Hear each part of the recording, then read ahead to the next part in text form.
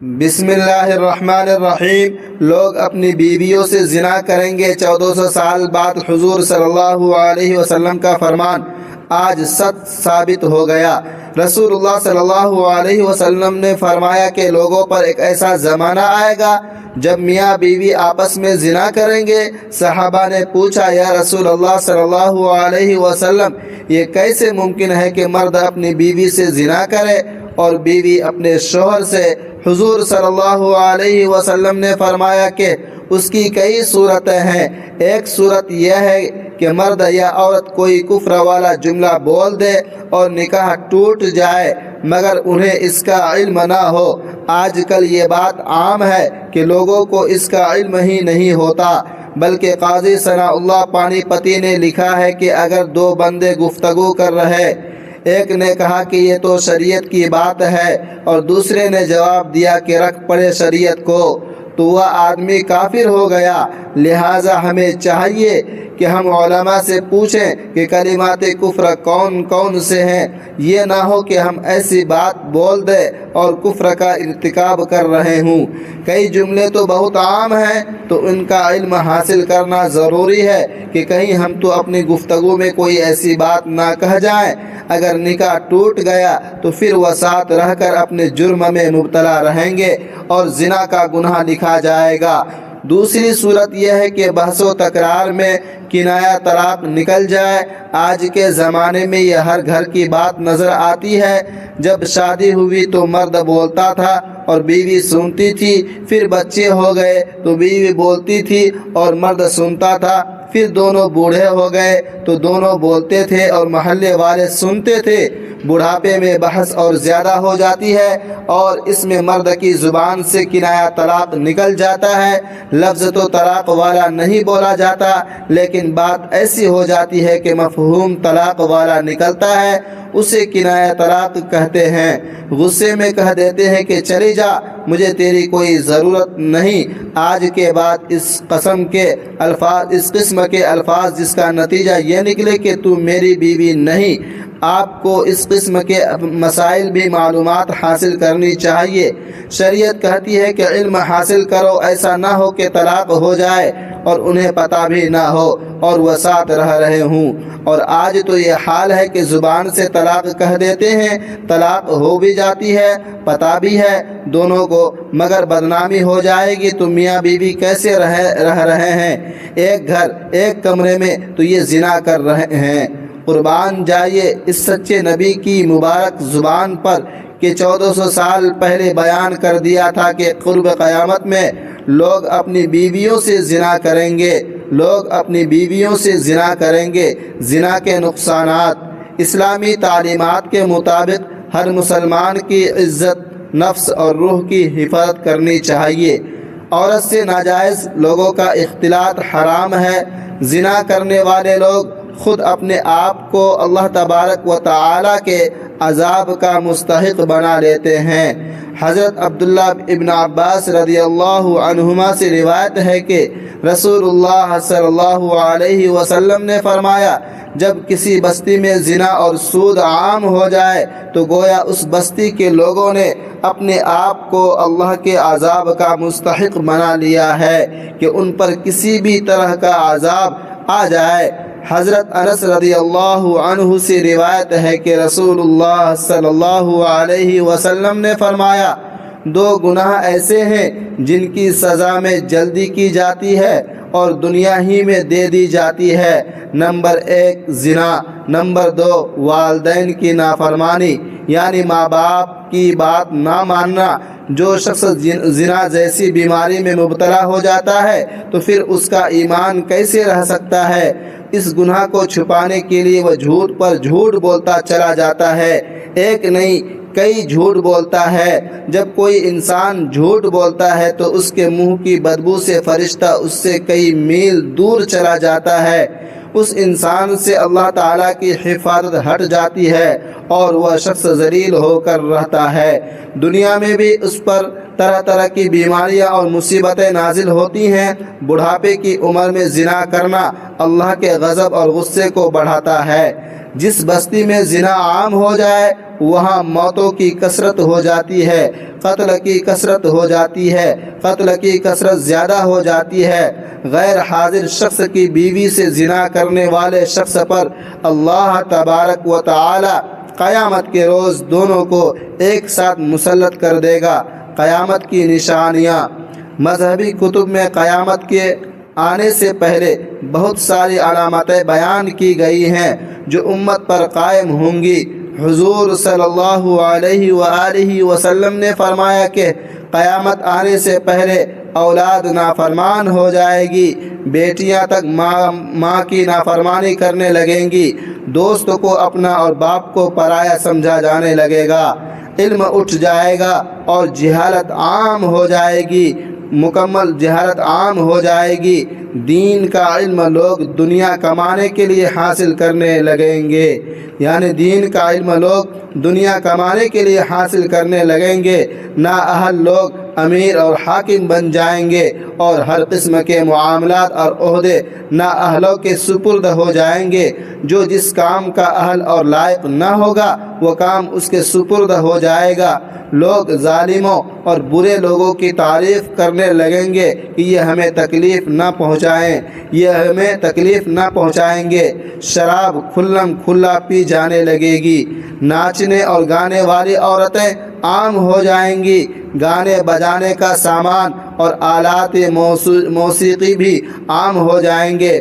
لوگ امت کے پہلے بزرگوں کو برا بھلا کہنے لگیں گے، برا بھلا کہنے لگیں گے، جھوٹ عام پھیل جائے گی اور جھوٹ بولنا کمال سمجھا جانے لگے گا۔ ناظرین محترم و سامعین کرام، امین اور حاکم ملک کی دولت کو ذاتی ملکیت سمجھنے لگیں گے، امانت میں خیانت شروع ہو جائے گی، امانت کے طور پر رکھوائی جانے والی چیزوں کو لوگ ذاتی دولت سمجھنے لگیں گے۔ نیک لوگوں کی جگہ بدقسم کے لوگ اپنے اپنے قبیلے اور علاقے کے سردار بن جائیں گے۔ ناظرین محترم و سامعین کرام، شرم و حیا بالکل ختم ہو جائے گی۔ ابھی موجودہ زمانے میں آپ خود دیکھیں گے یہ سب علامتیں پوری طرح موجود ہیں۔ حضور صلی اللہ علیہ وسلم نے فرمایا کہ قیامت آنے سے پہلے ظلم و ستم عام ہو جائے گا، ایمان سمٹ کر مدینہ منورہ کی طرف چلا جائے گا۔ جیسے سانپ سکڑ کر اپنے بل کی طرف چلا جاتا ہے، ویسے حالات پیدا ہو جائیں گے کہ دین پر قائم رہنے والے کی وہ حالت ہوگی جو ہاتھ میں انگارہ پکڑنے والے کی ہوتی ہے۔ زکوٰۃ کو لوگ داؤ سمجھنے لگیں گے، مال غنیمت کو اپنا مال سمجھا جانے لگے گا، ماں کی نافرمانی اور بیوی کی فرما برداری شروع ہو جائے گی، عورتیں زیادہ اور مرد کم ہو جائیں گے، یہاں تک کہ ایک مرد 50 عورتوں کا نگہبان ہوگا، زناکاری اور بدکاری عام ہو جائے گی۔ صحیح بخاری شریف کی ایک حدیث کے مطابق قرب قیامت کی ایک نشانی یہ بھی ہے کہ ادارے غلط لوگوں کے ہاتھ میں دے دیے جائیں گے۔ علماء کرام کہتے ہیں کہ آج دنیا بھر کے ممالک کے حکمرانوں کی طرف دیکھیں تو صاف پتہ چلتا ہے، معلوم ہوتا ہے کہ یہ نشانی بھی پوری ہو چکی ہے۔ صحیح بخاری شریف ہی میں ایک اور نشانی بتائی گئی ہے کہ قیامت سے قبل لوگ بلند ترین عمارتیں بنانے میں ایک دوسرے پر سبقت لے جانے کی کوشش کریں گے۔ آج ہم دیکھتے ہیں کہ وہی دور شروع ہو چکا ہے، دنیا بھر میں بلند بالا عمارتیں کھڑی ہو چکی ہیں، اور جس ملک میں سب سے بلند ترین عمارت موجود ہو وہاں کے حکمران اور شہری اسے فخر کا سبب گردانتے ہیں۔ حضور صلی اللہ علیہ وسلم نے فرمایا کہ اونٹ اور بکریوں کے چرواہے جو برہنہ بدن اور ننگے پاؤں ہوں گے وہ ایک دوسرے سے مقابلہ کرتے ہوئے لمبی لمبی عمارتیں بنوائیں گے اور فخر کریں گے۔ آج ریاض شہر میں عمارتوں کا یہ مقابلہ اپنے عروج پر پہنچ گیا ہے۔ دبئی میں برج خلیفہ کی عمارت دنیا کی سب سے اونچی عمارت بن گئی ہے، تو ساتھ ہی شہزادہ ولید بن طلال نے جدہ میں اس سے بڑی بڑی عمارت بنانے کا اعلان کر دیا ہے جو تیار ہوتی چلی جا رہی ہے۔ عرب کی عمارتیں سارے جہان سے اونچی ہو چکی ہے۔ عرب دنیا کی پیش گوئیاں عرض کرنے کا مقصد صرف یہ ہے کہ پیارے رسول حضرت محمد صلی اللہ علیہ وسلم نے جو فرمایا وہ پورا ہو چکا اور پیش گوئی پوری ہو گئی ہے، اپنے نقطۂ کمال کو پہنچ چکی ہے۔ اللہ کے رسول صلی اللہ علیہ وسلم نے قیامت کی نشانی بتلاتے ہوئے فرمایا کہ سرزمین عرب دوبارہ سرسبز ہو جائے گی۔ سعودی عرب پر عمارتوں میں بارشیں شروع ہو چکی ہیں۔ اب سرزمین کو جدید ٹیکنالوجی سے سرسبز بنانے کی کوشش کی گئی، وہ قدرتی موسم کی وجہ سے بھی سرسبز بنتی جا رہی ہے۔ سعودی عرب گندم میں پہلے ہی خود کفیل ہو چکا ہے، اب وہاں پہاڑوں پر بارشوں کی وجہ سے سبزی اگنا شروع ہو چکا ہے، پہاڑ سرسبز ہونا شروع ہو گئے ہیں۔ اس حدیث میں غور کریں تو مشرق وسطیٰ کے زوال کا آغاز ملک شام سے شروع ہوا۔ حضور صلی اللہ علیہ وسلم نے فرمایا جب اہل شام تباہی اور بربادی کا شکار ہو جائیں گے تو پھر تم میں کوئی خیر باقی نہ رہے گی۔ اگر ملک شام ایسے ہی برباد ہوتا رہا تو پوری امت مسلمہ کی بھی خیر نہیں، ویسے تو 90% برباد ہو چکا ہے۔ دجال اور آخری فتنے قیامت سے پہلے حضور صلی اللہ علیہ وسلم کی امت میں سے 30 بڑے بڑے کذاب اور دجال آئیں گے، ہر ایک نبوت کا دعویٰ کرے گا، حالانکہ حضور اکرم صلی اللہ علیہ وسلم آخری نبی ہیں۔ آپ صلی اللہ علیہ وسلم کے بعد کوئی نبی نہیں۔ قیامت کی نشانیوں میں سے ایک نشانی یہ بھی ہے کہ عراق کا مشہور دریائے فرات سونے کا ایک خزانہ ظاہر کرے گا جس پر لوگ لڑیں گے، چنانچہ اس لڑائی میں ہر 100 میں سے 99 قتل ہو جائیں گے۔ ممکن ہے کہ سونے کی پہاڑ یا سونے کے خزانے سے مراد عراق کا تیل کا کنواں ہو۔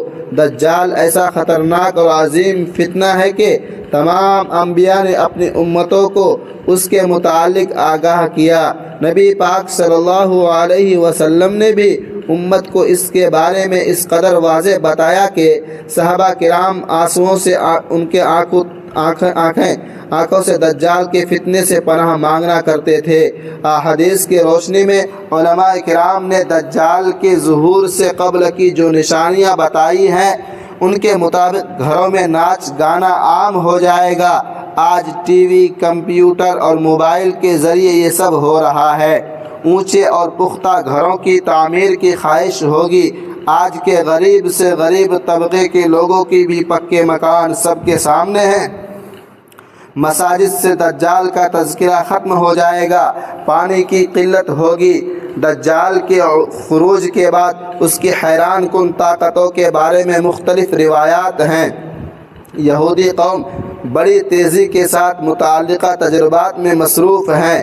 روایت میں ہے کہ وہ بارش برسانے پر قدرت رکھتا ہوگا، زمین کو تہو بالا کرنے کی قدرت رکھتا ہوگا۔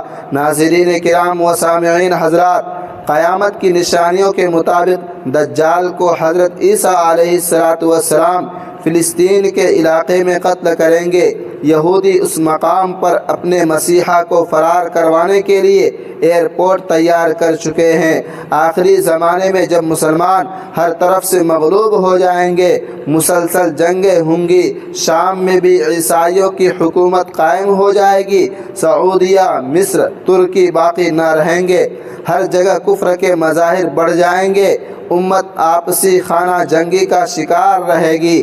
ہند پر لشکر۔ حضرت ابو ہریرہ رضی اللہ تعالی عنہ سے روایت ہے کہ رسول اللہ صلی اللہ علیہ وسلم نے ارشاد فرمایا، میری قوم کا ایک لشکر وقت کے آخر کے نزدیک ہند پر حملہ کرے گا اور اللہ تبارک و تعالی اس لشکر کو فتح نصیب کرے گا، یہاں تک کہ وہ ہند کے حکمرانوں کو بیڑیوں میں جکڑ کر لائے گا۔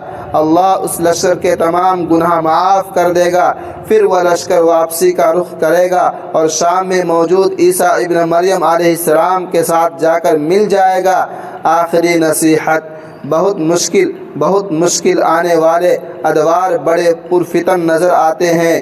رسول کریم صلی اللہ علیہ وسلم نے فرمایا تھا کہ میری امت پر ایک ایسا دور آئے گا جس میں فتنے اتنی تیزی سے آئیں گے جیسے دھاگا ٹوٹ جانے سے تسبیح کے دانے تیزی سے زمین کی طرف آتے ہیں۔ لہٰذا اپنی نسلوں کی ابھی سے تربیت اور ایمان کی فکر کرنی ہے۔ موبائل کے بیجا استعمال سے، دیر رات تک جاگنے سے، فیشن اور یہودی انداز اپنانے سے، نماز کو ترک کرنے سے روکیے، ورنہ آزمائش کا مقابلہ دشوار ہوگا۔ رسول کریم صلی اللہ علیہ وسلم کے فرامین کی روشنی میں قیامت قائم ہونے میں تقریباً 250 صدیاں باقی ہے۔ البتہ دور قیامت کا آغاز ہو چکا ہے۔ تمام دور فتنہ و فساد سے معمور ہے۔ جنگوں، جھگڑوں اور مختلف طاقتوں کے مابین کھینچا تانی کا سلسلہ رہے گا۔ نبی برحق صلی اللہ علیہ وسلم نے سب کچھ 1400 سال پہلے بیان کر دیا تھا، بس ہم مسلمانوں نے ہی ہوش کے ناخن نہ لیے۔ دیگر مذاہب کے ماننے والے تو سب تیاری کی حالت میں ہیں۔ یہودی دجال کا انتظار کر رہے ہیں، مسیحی اپنے تئیس تیار ہیں۔ حضرت عیسیٰ علیہ السلام کا پھر سے ظہور ہوگا، عصر کا وقت ہوگا۔ دمشق کی مسجد میں لوگ نماز کی تیاری میں مصروف ہوں گے اور وہ مسجد کے مینار سے ہوتے ہوئے یوں صحن میں اتریں گے کہ 2 فرشتوں کے کندھوں پر ہاتھ لگائے ہوئے ہوں گے۔ تازہ کیے ہوئے وضو پانی کے قطروں کی شکل میں ان کے بازوؤں سے ٹپکے امام مہدی علیہ السلام کی امامت میں وہ نماز ادا کریں گے، نماز کو پڑھیں گے۔ اللہ تعالیٰ کے نبی آخر الزمان صلی اللہ علیہ وسلم نے تو یہ بھی فرمایا تھا کہ میرا وہ بیٹا مہدی جس کی امامت میں جناب عیسیٰ علیہ السلام جیسی بلند مرتبہ نماز ادا کرنے پر فخر کریں گے۔ اس مہدی کے ظہور پر سب سے پہلے خود مسلمانوں کا ایک لشکر مخالفت میں چڑھ دوڑے گا۔ ناظرین کرام و سامعین حضرات، اللہ تبارک و تعالی ہمیں ہر پرفتن دور میں ایمان پر قائم رہنے کی توفیق عطا فرمائے، آمین یا رب العالمین۔ ناظرین، کمنٹ باکس میں اللہ تعالیٰ کے 99 ناموں میں سے ایک نام ضرور ٹائپ کریں۔ ویڈیو اچھی لگی تو ویڈیو کو لائک کریں، شیئر کریں، چینل کو سبسکرائب کریں۔ اگلی ویڈیو تک کے لیے اجازت دیجیے، خدا حافظ۔ اللہ تعالیٰ تمام امت مسلمہ کو اپنے حفظ و امان میں رکھے، آمین ثم آمین۔